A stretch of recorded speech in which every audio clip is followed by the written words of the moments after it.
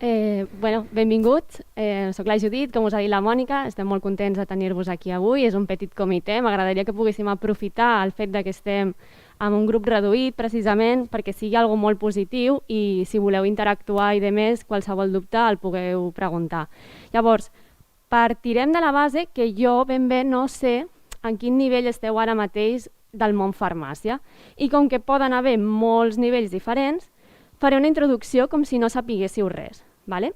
Llavors hi haurà coses que potser us sonen, coses que dius està entrant en detalls que em semblen extremadament avorrits perquè seran de legislació, però no passa res perquè tot això ens ajudarà a entendre com funciona l'oficina de farmàcia i com podem fer que funcioni millor en un futur. Vale? Llavors, veurem això, no? Una part d'aspectes legals, els aspectes més organitzatius, back office i front office, que són dues paraules que sentireu a dir moltes vegades, i després cap a on pot anar el futur de la farmàcia i si encara no hi esteu treballant, potser quan arribeu a treballar-hi doncs serà una cosa molt habitual. Llavors, la part d'aspectes legals, clar, aquí ha fet alguna legislació? O alguna assignatura de legislació a la carrera o així? Sí, vale. Et va agradar molt l'assignatura? Sí, et va agradar l'assignatura.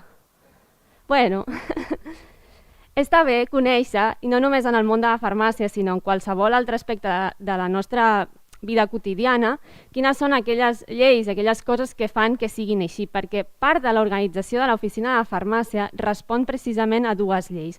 Aquestes dues lleis, a nivell d'Espanya, i això també és molt diferent si mai viatgeu o feu una estada en un altre país, potser no té res a veure l'organització de l'oficina de farmàcia a Anglaterra, Alemanya o Espanya. Però clar, jo us he d'explicar el nostre àmbit estatal perquè és al final el que regeix també l'àmbit a la Comunitat Valenciana i a Catalunya.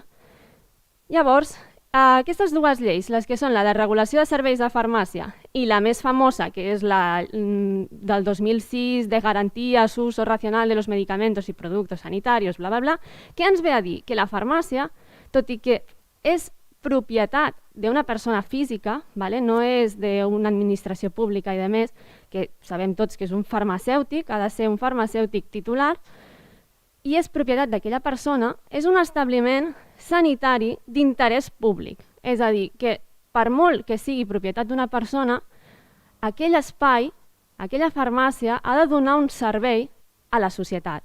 I no un servei qualsevol, sinó un servei relacionat amb les ciències de la salut, amb l'atenció. Vale? Llavors, partint d'aquesta base, hi ha una sèrie de responsabilitats que tots els que treballen en una farmàcia han de complir i que també és més fàcil després d'entendre perquè quan veiem la manera d'organitzar i quan us expliqui la Berta, per exemple, a nivell de merchant, com es col·loquen les coses, per què hi ha coses que es poden tenir exposades i per què hi ha coses que no es poden tenir exposades. Llavors, altres aspectes legals que condicionen, que fan que la farmàcia s'organitzi d'una manera o d'una altra. Quines altres funcions compleix una farmàcia? Hi ha gent que, sobretot si no estudies res relacionat amb això, potser et diu perquè veneu ibuprofenos, perquè veneu pasta de dents. I quan estàs treballant o quan estudies una cosa relacionada penses home, jo he de poder fer molt més que això, no? Estic fent uns anys d'estudi que seran complicats, que seran d'allò, no me digas que todo lo que voy a hacer va a ser vender pasta de dientes, por favor, que es que me desespero. No, llavors hi ha una sèrie de coses que són funcions de la farmàcia o que ho poden ser. Això vol dir que totes les farmàcies faran les mateixes funcions? No, potser aneu a una farmàcia que no faran mai formulació magistral. I quines són sempre obligatòries? Doncs la vigilància, el control i la custòdia. Aquesta paraula, ¿no? Que parece como que sea yo una guerrera y tenga que proteger los medicamentos. Bueno, més que protegir-los és com evitar que tinguin un ús indegut, no? Llavors, s'ha de garantir una atenció farmacèutica al pacient. Això vol dir que hi ha poblacions on potser l'únic centre sanitari és la farmàcia. Per tant, s'ha de poder assegurar que aquella gent, encara que en aquell poble no tingui doncs, un CAP, un hospital, un centre d'atenció del que sigui bucodental, hi ha moltes altres opcions, puguin accedir com a mínim a un mínim consell, no? Llavors, també és possible des de la farmàcia es segueixi un control, un seguiment dels tractaments, òbviament, farmacològics que tingui un pacient. Per això també veureu que és molt habitual que les farmàcies no només s'assegurin que la pauta és correcta, ja que és una obligació a l'hora de la dispensació, sinó que també ajudin a que millori que la gent segueixi el seu tractament. Què vol dir això d'ajudar que la gent segueixi el seu tractament? La famosa paraula adherència. L'adherència al tractament. I això què és? Que si tu et diuen que t'has de prendre un medicament una setmana, al cap dels 5 dies no el deixis estar, sinó que t'asseguris que aquella persona el prendrà. Vale, si és un antibiòtic i és una setmana, potser me'l prenc i puc ser més o menys obedient i vale, cap problema. Però quan estic davant d'una persona que té 70 anys i pren 8 medicaments diferents, de dosis i formes molt diferents també, o al contrari, totes les pastilles són molt similars, costa més. Per això teniu també el servei de SPD, per exemple. Llavors, són totes les funcions? No, realment podem fer tot el que estigui relacionat amb l'atenció sanitària, la promoció de la salut, la prevenció de la malaltia, l'educació sanitària i també tota la part de formació i informació dirigida a la resta de professionals. D'aquí lo bonic de que, com a professionals sanitaris, intentem col·laborar entre nosaltres, amb els metges, amb infermers, amb dentistes, que no sigui solo infermeros, solo médicos, solo dentistes. No, intentem tots promoure una salut per tothom. I també la coordinació amb les estructures assistencials, sempre que aquestes ens ho permetin, i intentar fer campanyes que vagin no només a nivell de la farmàcia, sinó que vagin coordinades amb els col·legis, amb les institucions i les autoritats sanitàries pertinents. Molt bé, doncs parlant d'aquesta part sí que era potser més pesada. Tot això què vol dir? Que com el farmacèutic té la seva funció, que és el farmacèutic, la farmàcia, tot l'equip que l'acompanya, que és custodiar i assegurar una correcta dispensació i un seguiment d'aquests medicaments i tot el que es pugui derivar, entenem que a la farmàcia hi haurà 2 grans zones, una mica com passa a qualsevol altra botiga o cap a altre establiment de cara al públic. Hi ha una part on tu pots arribar i pots entrar, però normalment en qualsevol botiga no et deixaran entrar al magatzem de la botiga, no? No et deixaran entrar tampoc darrere del mostrador i obrir la caixa, està clar.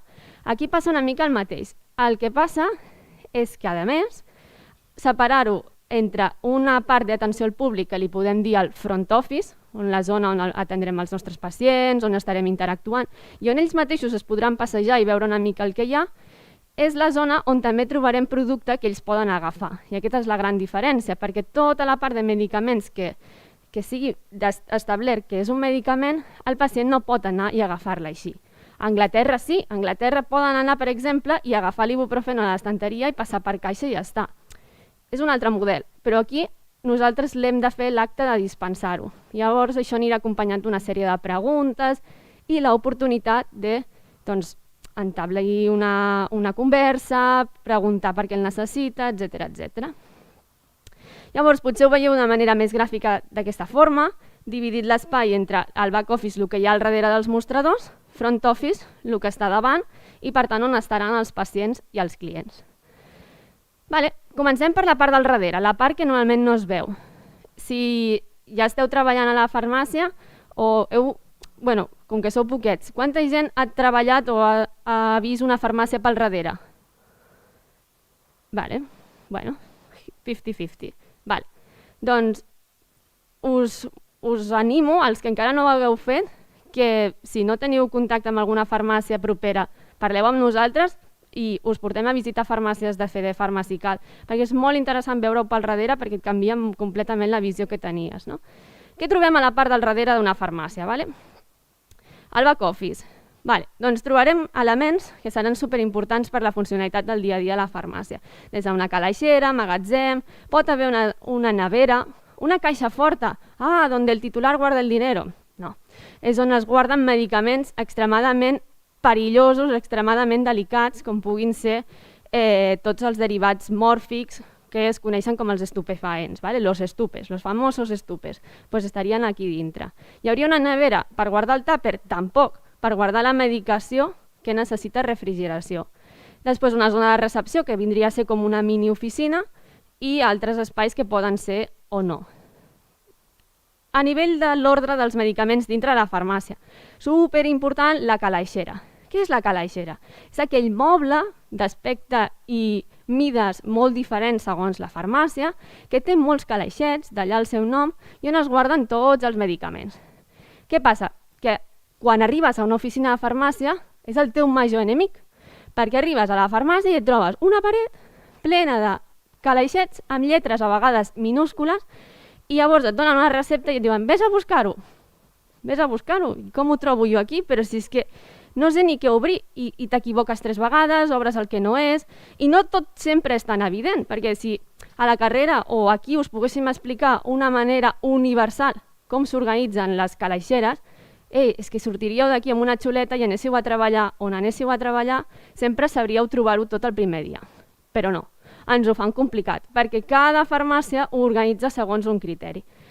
Sí que és veritat que hi ha algunes pistes, vale? Normalment tampoc són tan originals. Es troben ordenats alfabèticament, tot el que siguin medicaments, que siguin caixetes d'una mida similar, per tant, comprimits, càpsules i demés, el que serien pastilles, i amb uns calaixos que són molt llargs i que tu tens també dintre, segueix l'ordre alfabètic.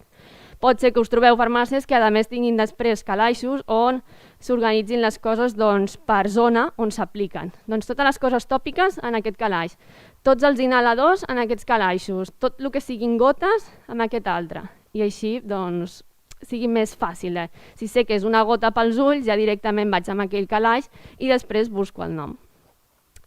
Molt bé, la nevera. Doncs el que comentàvem, les neveres a la farmàcia són un requisit indispensable i, com deia, no són neveres o no haurien de ser neveres com les que tenim a casa, perquè no són neveres pensades per conservar aliments, són neveres pensades per conservar medicaments. I això necessiten que tinguin una potència molt elevada i, a més, que mantinguin estable la temperatura durant tota l'estona que ho sigui. Quins medicaments trobarem a la nevera? Cosa que tampoc al principi potser sabem, però tot el que siguin insulines, que tinguin noms llargs, que posin vials, algunes cremes complicades, tot el que són vacunes per les al·lèrgies i aquestes històries, ojalà vacunes del Covid, però no, els trobarem a les neveres, d'acord? Llavors, tot el que són normalment injectables i de l'estil, medicaments una mica cars i com complicats, penseu primer si no estaran a la nevera. Després, la caixa, quan vosaltres en algun moment hagueu de col·locar els medicaments, al costat del Codi Nacional acostumen a portar un simbolet com un copito de nieve molt petitet que ja ens està indicant que allò va a la nevera. Vale? Perfecte. Bueno, al magatzem. Hi ha farmàcies que en tenen, hi ha farmàcies que no. Normalment hi ha una petita part al darrere per col·locar tot allò que no cap precisament al front office. Podem trobar medicaments que no caben també a la calaixera o podrem trobar medicaments productes de parafarmàcia que fora no hi caben per al lloc d'exposició i llavors els tindrem aquí. Aquest espai com ha d'estar? Doncs el màxim d'ordenat possible, el màxim també de net, de despejat, perquè si en el fragor de la batalla d'un dia a la farmàcia molt complicat hem d'anar corrents al magatzem per buscar alguna cosa, ha de ser fàcil trobar-ho. Vale? Normalment també s'acostumen a ordenar les coses en estanteries que sempre estiguin elevades del terra per tema humitats, bitxos, etc. I, a part, intentem ordenar tot per data de caducitat. És a dir, les coses que arriben últimes són les que s'han de posar com al final de tot per gastar primer tot el que tingui una caducitat més curta. Després, la caixa forta que ja hem comentat, que normalment serveix per guardar aquests medicaments que són més especials. I llavors la zona de la recepció. La zona de la recepció. Què és recepció? Què és recepcionar? Clar, és que aquí estem dient coses que després les sentireu a dir moltes vegades, però potser no ho tenim molt clar. Com us ha dit la Mònica, a Fedefarma nosaltres enviem els medicaments que la farmàcia ha demanat i necessita en unes cubetes. Ara mateix en unes cubetes moníssimes de color magenta. Aquestes cubetes arriben a la farmàcia, però perquè tu les puguis vendre amb algú, què has de fer amb elles? Col·locar-les i ja està? No. S'han d'introduir en un sistema informàtic, que cada farmàcia té el seu. Pot ser que sigui Offwin, pot ser que sigui Farmàtic, el que sigui. Aquest programa de gestió, el que li diu a la farmàcia, i al moment que tu puguis vendre les coses a l'ordinador, és «Ei, t'ha arribat una unitat nova d'aquest ibuprofeno?» Vale, doncs ho comptabilitzo. Llavors està tot supercontrolat, perquè pots posar piques com si fos en un súper, en plan allò que fa pip, pip, pip, amb una pistola d'aquestes de làser, vas agafant els productes amb el codi de barra i ho vas introduint. És una feina a vegades tediosa i que hi ha gent que no li agrada fer, però és una feina molt important perquè funcioni bé la farmàcia. Perquè si en aquest primer pas, que és recepcionar els productes, ja sigui una crema i que vingui d'un laboratori o el que sigui, o ja sigui un medicament i vingui amb una cubeta, si m'equivoco en el preu, en la caducitat, en l'estoc que té, és a dir, el número total d'unitats que hi ha a la farmàcia, després les coses no quadren. I queda molt malament que tu al pacient li diguis sí, tinc el teu medicament, me'n vagi cap a dintre a buscar-lo i li hagi de dir ui, error d'estoc, és que al final resulta que no hi és. Llavors, aquesta part, que segurament és una de les primeres que assignen als estudiants i a la gent quan arribem a una farmàcia, però realment té és d'una importància vital pel funcionament de tota la farmàcia. Conclusió, s'ha d'intentar fer de la manera més tranquil·la, relaxada i concentrada possible i anar agafant agilitat. A l'hora de mirar el balanç i com s'entren aquests productes a la farmàcia, després a la xerrada que us farà la Mònica també us donarà algunes pinzellades. Vale? Molt bé. La part de laboratori. No totes les farmàcies disposen laboratori, però aquelles que en tenen l'acostumen a tenir per fer fórmules magistrals. Les fórmules magistrals són aquells preparats que és com si fessis cuinetes a la farmàcia i prepares productes específics per a una persona i per a un tractament molt concret. Llavors el metge és com que et dona una recepta, has de posar tant d'això i ho fan aquí, amb unes condicions especials. Aquest laboratori doncs, també ha d'estar molt net i hem d'intentar que estigui al màxim de despejat perquè si en algun moment s'ha de fer un procés com aquest, doncs compleixi totes les condicions. Vale? Molt bé, doncs sortim del darrere de la farmàcia i anem cap al davant. Anem a la zona d'atenció al públic, a la zona del front office, on la majoria de gent li agrada estar o s'està més còmode, que és la part d'atenció al públic. També és la part més, potser pot semblar una part més dinàmica, més interessant, perquè és més bonica, hi ha més coses a fer, però totes dues són sempre importants. Vale, la part del front office, la part on pot deambular el pacient, el client i demés, a la farmàcia, al final no només és un espai buit fins a arribar als mostradors, sinó que hi ha doncs, una sèrie d'estanteries, que es coneixen amb el nom de lineals, no? Que arriben fins al de tot, així, que hi ha una sèrie de prestatges, que hi ha producte. Aquest producte, com hem dit, com està a la part de front office, no pot ser medicament. La persona no ho pot agafar directament, però sí que pot ser qualsevol altre producte de benestar que també es pugui vendre a la farmàcia. Vale? Perquè hem d'entendre aquesta idea de ojalà no només vinguessin els pacients a la farmàcia quan estan malalts. Ojalà poguessin venir abans per previndre estar malalts. Ojalà tinguéssim aquest procés de la prevenció de la malaltia i més que buscar no trobar-se malament, buscar aquest benestar. I aquest benestar a la farmàcia també li podem oferir amb moltes possibilitats que ja anirem veient i, per exemple, avui farem alguns exemples de consultes d'estiu. Però tot aquest producte com s'organitza? Doncs bé, el que hem comentat, amb aquestes estanteries. Aquestes estanteries es col·loquen i s'ordenen a l'atzar? No. La Berta, a la següent xerrada, us explicarà trucs i maneres de que això llueixi molt més, perquè tot està estudiat i tot està molt pensat. Però, per posar-vos com un tastet, a nivell de les farmàcies, la zona d'exposició es pot com organitzar segons el tipus de producte que hi ficarem en aquella estanteria. Vale? I el tipus de producte normalment s'acaba agrupant si té unes indicacions, és a dir, serveis per coses similars. És a dir, si són productes destinats a la cura del bebè, s'acostumen a agrupar totes juntes en la mateixa estanteria. I això seria la categoria, el tipus de producte infantil. Doncs el mateix pot passar si és per higiene íntima, si és per cuidado del cabell, si és corporal, si és fitoteràpia, si són complements nutricionals, i així una mica fins l'infinit. Aquest infinit tampoc és que sigui tan gran, perquè al final la majoria de farmàcies acaben treballant més o menys els mateixos tipus de productes. Però sí que podem trobar algunes farmàcies que potencien més uns i altres menys. Llavors se poden organitzar dintre fent com un plànol en diferents zones de la farmàcia. Aquestes categories, igualment, a la farmàcia a vegades no són tan senzilles d'identificar, perquè si jo no conec el tipus de producte i no conec les marques que corresponen, quan jo arribo també nova en una farmàcia, puc no tenir molt clar quina categoria és cada una, si no he fet servir mai aquells productes i no els sé identificar. Pistes. A vegades les farmàcies tenen rètols al damunt d'aquests lineals, no per orientar-nos a nosaltres, pobres treballadors, sinó per orientar el client que arriba a la farmàcia. I això us pot ajudar una mica. Per exemple, a la zona infantil pot ser que trobem noms que siguin no tan evidents. Jo què sé, la cura del bebè, la lactància, doncs tot això també t'està indicant.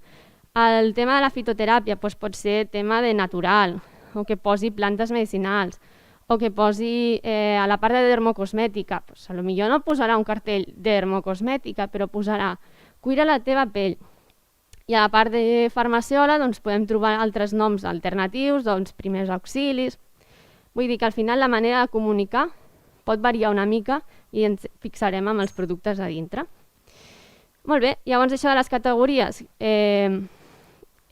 no hi entro molt més perquè després ho veureu també amb més detall, però quedeu-vos amb aquesta idea, que una categoria és com un grup de productes que s'agrupen per poder-los treballar en un conjunt i que sigui més fàcil i que tenen utilitats similars o per llocs similars.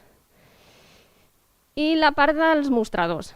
Com hem dit, el mostrador és aquella frontera entre el front office, la part on està el meu pacient, on està el meu client, i el back office, el que jo tinc al darrere i només pot passar el personal de la farmàcia. I aquest mostrador, per què és tan important? Perquè és l'objectiu del pacient que entra dintre la farmàcia. A veure, pot ser que hi hagi gent que entri a mirar lo bonica que és la farmàcia, però normalment si entro en una farmàcia és perquè tinc una necessitat i vull que tu o tu que treballes a dintre de la farmàcia m'ajudis a solucionar-la. Sí? Llavors el seu objectiu serà arribar al mostrador. Per això és tan important que un mostrador parli per si sol, parli de l'essència que té aquella farmàcia i que demostri que és un lloc on jo puc tenir un moment de tranquil·litat, de confiança, de poder parlar, de fer una consulta amb la persona que tinc davant. Per això els mostradors han d'estar ordenats, han d'estar nets, no poden tenir 200.000 coses, no podem tenir al cel 40 bolis, cupons a retallar, papers, perquè dius, ostres, quin estrès, jo et volia fer una consulta, però veient aquest mostrador m'ho penso. Llavors ha de ser un lloc una mica on convidi a poder tenir una conversa i on poder parlar de temes a vegades una mica delicats. Que si el tema és extremadament delicat, diguis, mira, si vols, passa'm a un altre lloc i el convides a passar darrere del mostrador i si la farmàcia té un despatx, una zona d'atenció personalitzada, doncs dius, vale, aquest tema és més delicat, parlem-ho aquí al darrere. Vale? Llavors, per acabar una mica, coses que venen, coses que potser trobarem a les farmàcies més endavant, idees que potser alguna vegada si esteu en una farmàcia i feu una reunió i us diuen a veure, què podem fer a la farmàcia com a cosa nova, com a cosa innovadora? Doncs que agafeu idees. Un espai o un concepte que és la zona dels teus exercicis. Que aquests ens els podem imaginar com una columna on tu puguis penjar com unes butxaquetes o puguis penjar directament perquè pugui agafar la gent fulletons de, per exemple, exercicis que pots fer a casa, doncs per mantenir-te en forma, per estar saludable, etc. Però podria ser també que en aquest espai fiquéssim receptes, per exemple, no? Receptes de cuina saludables. Aquesta setmana et proposem plats a partir de llenties, la setmana següent un plat amb mango, la següent setmana un plat amb bròcoli. I llavors que sigui un punt on la gent sàpigui que recurrentment li aneu donant informació de valor i que sigui com de ho vaig a buscar i ja està. No? Una altra idea, i que això ja sí que no és en plan el futuro, això ja està en moltes farmàcies, és una zona d'atenció especialitzada en la dermocosmètica. I és molt important i és molt maco perquè és aquesta idea del benestar, no? De voler que la persona no vagi a la farmàcia només quan està malalta, sinó jo vull sentir millor la meva pell, em vull sentir millor jo, i en aquest lloc m'expliquen i m'atenen molt bé perquè coneixen la fisiologia de la pell, coneixen les patologies que pot tenir a vegades la pell i com evitar-les, no?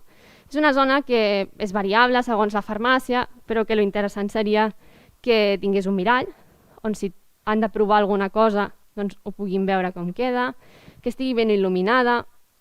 Inclús l'ideal seria que tingués una pica amb aigua perquè tu puguis donar a provar el producte a la persona i després, si vol, es pugui rentar les mans. Això potser us sona de algunes botigues que no són de Canal Farmàcia, tipus Rituals, que sempre tenen una pica i sempre et demanen si vols provar un producte. I com que s'estan allà una estona, que t'estan tocant la maneta i t'estan fent espumeta i tal, t'encanta i dius, aquest producte fa molt bona olor. Potser si només l'haguessis obert, no haguessis arribat a aquesta sensació, no? I el fet d'estar aquí treballant una estona doncs fa que tinguis més ganes. I també perquè, com si no ho sabeu, descobrireu ben aviat, la dermocosmètica és una categoria a la farmàcia que requereix molt de coneixement i que necessito saber molt bé també el que necessita la persona, el que fa servir habitualment, i ens he de poder atendre amb tranquil·litat i podem fer preguntes per saber què li puc recomanar millor. Vale? Altres coses, doncs, el tema de la benvinguda i el torn. Potser fa 2 anys això no ho tenien quasi cap farmàcia, però aquests 2 anys després, amb el tema de la pandèmia, s'ha convertit en un lloc bastant recurrent a les farmàcies, no? Imagineu-vos que en l'espai aquest per agafar el torn, en lloc d'haver per al torn, hi ha un gel hidroalcohòlic. Això ho hem vist en moltíssimes farmàcies ara mateix. I també el fet dels cistells, no? Els cistells s'han convertit en moltes farmàcies, però també en altres comerços, com una manera de controlar l'aforament. Llavors tu tens 5 cistells a fora o 10, i quan s'acaben els cistells vols dir que ja no pot entrar ningú més. I a més també els pots identificar molt ràpid per on estan. I bé, doncs és una zona on també poder posar comunicació de la farmàcia, propostes de productes, promocions, etc. Llavors pot ser tot lo maco, lo ampli que permeti també l'espai de la farmàcia, vale? Que això també canviarà una mica.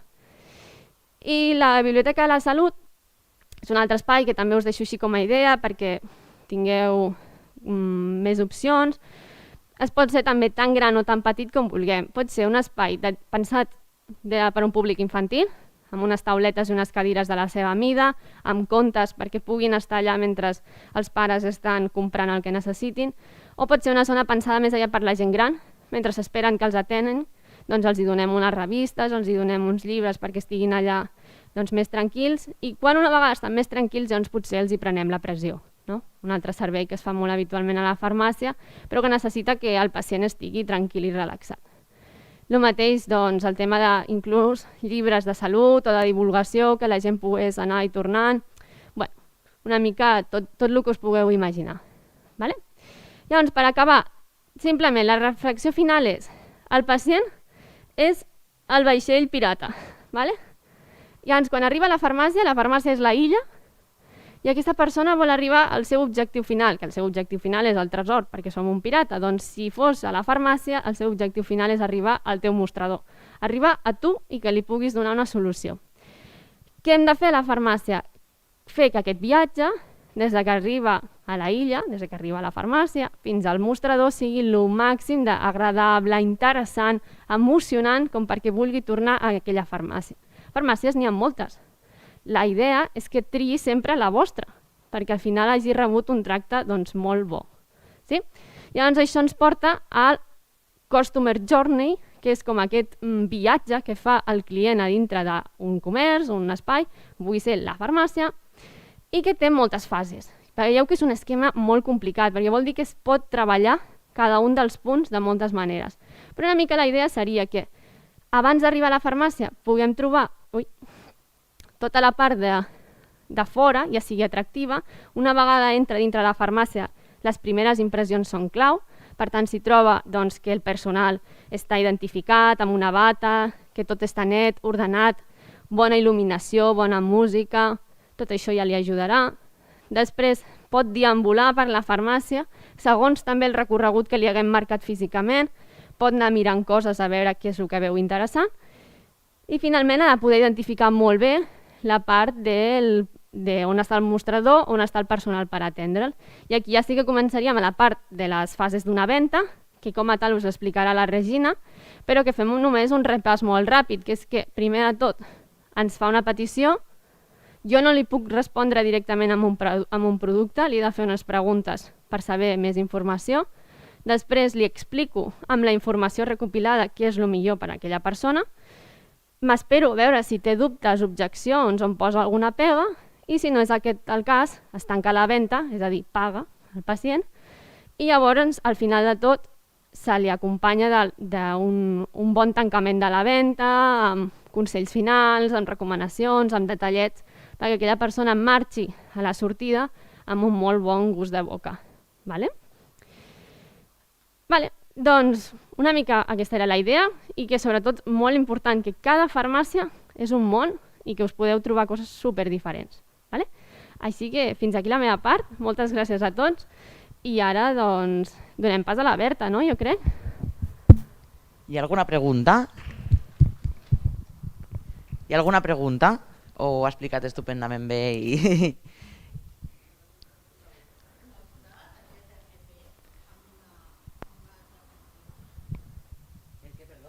Ficava targeta FP quan va al client. FP. Ah, vale, vale. Poden haver diferents sistemes de fidelització o de recompensa per la farmàcia i el de Fedefarma i altres cooperatives és Farma Premium. Vale? Però una mica és això, no? Que cada vegada que vingui el pacient li passem la seva targeta i així s'identifica, tinc un historial dels seus productes i puc atendre'l molt millor. No? Que en la targeta de fidelitat, com deia Judit, hi ha diferents opcions. Hi ha farmàcies que opten més per tindre la seva pròpia targeta de fidelitat i nosaltres la que tenim és la de Farma Premium, que com deia està compartint amb altres cooperatives. Hi ha gairebé 3.000 farmàcies i no és que us vagi a vendre el producte perquè avui no estem per això, però és veritat que la força que tens per negociar amb els laboratoris quan hi ha 3.000 farmàcies i gairebé 2 milions d'usuaris no és la mateixa que tu com a farmàcia pròpia, no? I després ja va tot automatitzat en el tema de descomptes, negociacions amb laboratoris i així. I la targeta de fidelitat és un dels punts molt importants, no? Per retorn del client un altre cop a l'oficina de farmàcia. Jo ho toco una miqueta també després a la sessió de després.